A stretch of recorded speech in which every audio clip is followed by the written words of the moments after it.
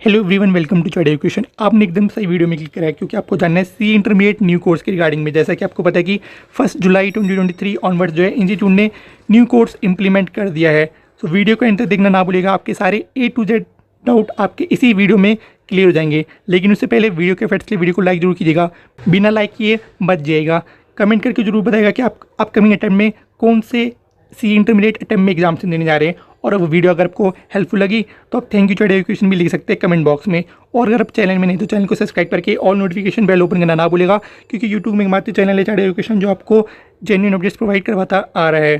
तो सी intermediate course में आप जो है 2 रूट्स से रजिस्ट्रेशन कर सकते हैं, फाउंडेशन रूट से या तो डायरेक्ट एंट्री रूट से। फाउंडेशन रूट से तो आपको पता ही है कि आपने फाउंडेशन रूट से सीए कोर्स में रजिस्ट्रेशन करा, फिर आपने सीए फाउंडेशन कोर्स को क्वालिफाई कर लिया, तो उसके बाद आप जो सीए इंटरमीडिएट में रजिस्ट्रेशन करा सकते हैं। और सेकंड रूट है direct entry route. Direct entry route का मतलब अगर आपने ग्रेजुएशन या तो पोस्ट ग्रेजुएशन कॉमर्स स्ट्रीम में करी है तो आपके मिनिमम 55% मार्क्स होने चाहिए। और अगर आपने other than commerce stream basically science और आर्ट्स से करी है तो आपके मिनिमम 60% मार्क्स होने चाहिए। और अगर आपने सीए में इंटरमीडिएट कोर्स कंप्लीट कर रखा है, सीएस एग्जीक्यूटिव कोर्स कंप्लीट कर रखा है, तो भी आप जो है सीए इंटरमीडिएट में डायरेक्ट एंट्री के थ्रू रजिस्ट्रेशन करवा सकते हैं।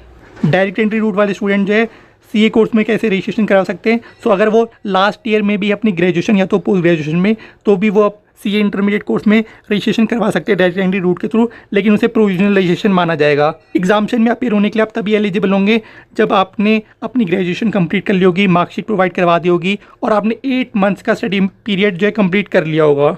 और एग्जामिनेशन देने के लिए आप तभी एलिजिबल होंगे, जैसा कि मैंने कहा, जब आपने अपनी मार्कशीट अपलोड कर ली हो with in 6 months of declaration of result of graduation examination. तो आपकी मार्कशीट अपलोड हो जानी चाहिए, तभी आप एग्ज़ाम देने के लिए एलिजिबल होंगे। बात करें कि आपकी कट ऑफ डेट और रजिस्ट्रेशन की लास्ट डेट क्या रहने वाली है। अब बात करते हैं सी इंटरमीडिएट की कट ऑफ डेट्स के रिगार्डिंग में।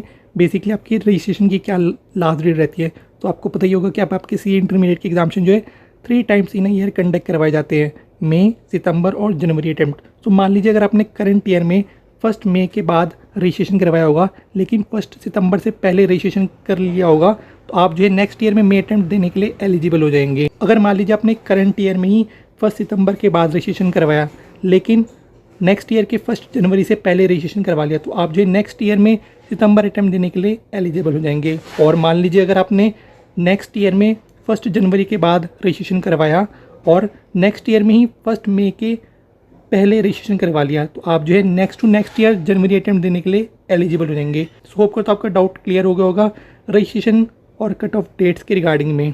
बात करें कि आपकी रजिस्ट्रेशन की फ़ीस क्या रहने वाली है, तो आपकी सी इंटरमीडिएट कोर्स की रजिस्ट्रेशन की फ़ीस रहती है 18,000 रुपीज़, जिसमें आप ये क्लासिफिकेशन भी देख सकते हैं कि आपसे किस चीज़ के लिए कितना अमाउंट चार्ज किया जाता है। और कुछ पर्टिकुलर स्टेट्स के स्टूडेंट्स को जो है 75% फ़ी कंसेशन भी प्रोवाइड करवाया जाता है, जो अपनी स्क्रीन के सामने आप पढ़ सकते हैं। बाकी बात करें कि आपको स्टडी मटेरियल प्रोस्पेक्टस कैसे मिलेगा, तो जैसे आप सी इंटरमीडिएट कोर्स में रजिस्ट्रेशन करवा लेंगे, इंस्टीट्यूट जो आपको आपके रजिस्टर्ड मेल आईडी में लॉगिन क्रेडेंशियल सेंड करता है CDS पोर्टल का सेंट्रलाइज्ड डिस्ट्रीब्यूशन सिस्टम। अब जो स्टूडेंट सी फाउंडेशन रूट से रजिस्टर्ड होते हैं उनके पास तो पहले से ही होता है, लेकिन जो डायरेक्ट एंट्री रूट से रजिस्ट्रेशन करते हैं उनको ऑब्वियसली न्यू प्रोवाइड करवाया जाता है। और आपको बुक्स के लिए कुछ भी पे करने की रिक्वायरमेंट नहीं होती है। जो आपको लॉगिन क्रेडेंशियल मिलता है जब आप लॉगिन कर लेते, तो आपको जब ऑर्डर करेंगे तो अप्लाई कूपन का ऑप्शन आएगा, तो उसके थ्रू आपका जो अमाउंट 0 हो जाता है। बुक्स कैसे ऑर्डर करते हैं उसका वीडियो का जो लिंक है आपको डिस्क्रिप्शन बॉक्स में देखने को मिल जाएगा। सो आपका ये भी डाउट रेज होगा कि आपके सिंगल ग्रुप के लिए रजिस्ट्रेशन करा सकते हैं। सो ऐसा कोई प्रोसेस नहीं है कि आप सिंगल ग्रुप के रजिस्ट्रेशन करा सकते हैं, आप जो सीए इंटरमीडिएट कोर्स के रजिस्ट्रेशन करा सकते हैं। और सीए इंटरमीडिएट कोर्स का मतलब है कंप्लीट आपके बोथ ग्रुप्स, क्योंकि आपको भी पता है कि आपका जो रजिस्ट्रेशन का प्रोसेस होता है वो डिफरेंट रहता है और आपका जो एग्जाम फॉर्म फिलिंग का प्रोसेस रहता है वो डिफरेंट रहता है। बेशक आपने जो है सीए इंटरमीडिएट कोर्स में रजिस्ट्रेशन करवाया बोथ ग्रुप में, लेकिन इसका मतलब ये नहीं कि आपने बोथ ग्रुप में रजिस्ट्रेशन करवाया तो आपको बोथ ग्रुप के एग्जामिनेशन ही देने पड़ेंगे। जब आप एग्जाम फॉर्म फिल करने जाएंगे तो आपको ऑप्शन मिलेगा कि आपको बोथ ग्रुप के एग्जामिनेशन देने हैं, आपको ग्रुप 1 का एग्जाम देना है, आपको ग्रुप 2 का एग्जाम देना है। तो आपने कोर्स में रजिस्ट्रेशन करवाया है सी इंटरमीडिएट में, लेकिन जो ग्रुप का देने का डिसीजन है वो आपके एग्जाम फॉर्म से डिसाइड होता है, तो उसके रिगार्डिंग में आपको वरी करने की रिक्वायरमेंट नहीं है। बात करिए आपके कितने पेपर रहते हैं सी इंटरमीडिएट कोर्स में, तो आपके टोटल 6 पेपर रहते हैं। ग्रुप 1 में 3 पेपर्स, ग्रुप 2 में 3 पेपर्स, पेपर नंबर 3 और पेपर नंबर 6 में आपके 2 सब सेक्शन रहते हैं जो ईच 50 मार्क्स के रहते हैं। बात करें आपके एग्जामिनेशन पैटर्न की रिगार्डिंग में, तो आपके जो 100 मार्क्स का पेपर रहता है उसमें 70% डिस्क्रिप्टिव क्वेश्चन रहते हैं और 30% case scenario, case study based MCQs। और आपके जो MCQs रहते हैं उसमें नेगेटिव मार्किंग नहीं रहती है। बात करें आपके पासिंग क्राइटेरिया के बारे में, तो आपके इंडिविजुअल पेपर में मिनिमम 40% मार्क्स होने चाहिए और एग्रीगेट में मिला के आपके 50% मार्क्स होने चाहिए, चाहे आप सिंगल ग्रुप दे रहे हो चाहे बोथ ग्रुप दे रहे हो।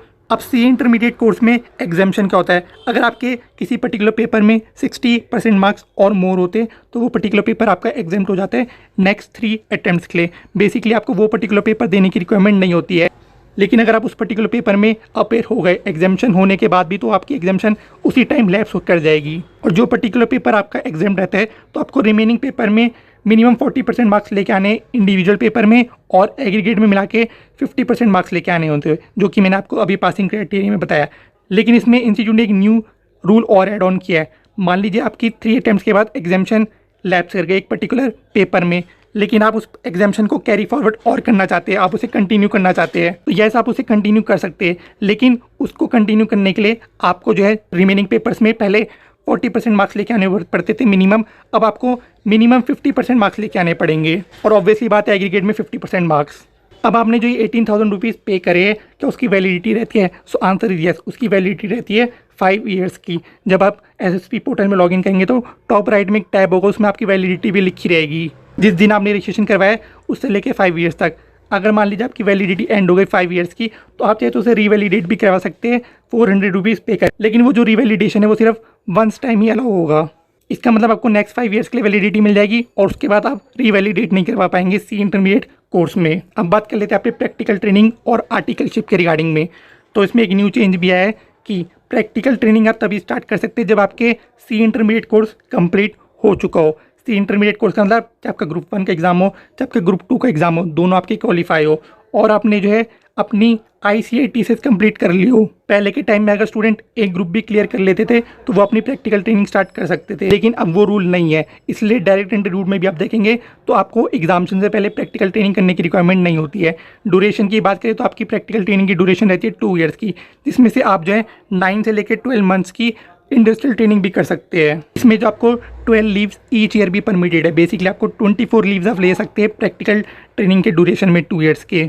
प्रैक्टिकल ट्रेनिंग स्टार्ट करने से पहले जो आपको ICITSS भी कंप्लीट कर लेना होता है, integrated course on information technology and soft skills. अब ये कोर्स क्या है इसके रिगार्डिंग में आपको डिटेल वीडियो यूट्यूब में मात्र इसी चैनल में देखने को मिल जाएगी। वीडियो का जो लिंक है आपको डिस्क्रिप्शन बॉक्स में देखने को मिल जाएगा, तो उन वीडियोज़ को देख लीजिएगा, आपके सारे डाउट्स क्लियर हो जाएंगे ICITSS के रिगार्डिंग में। बाकी इस वीडियो में जो PDF यूज़ किया गया है उसको आप डाउनलोड कर सकते हैं चाइल्ड एजुकेशन के टेलीग्राम चैनल से, link in the description box as well as pin comment.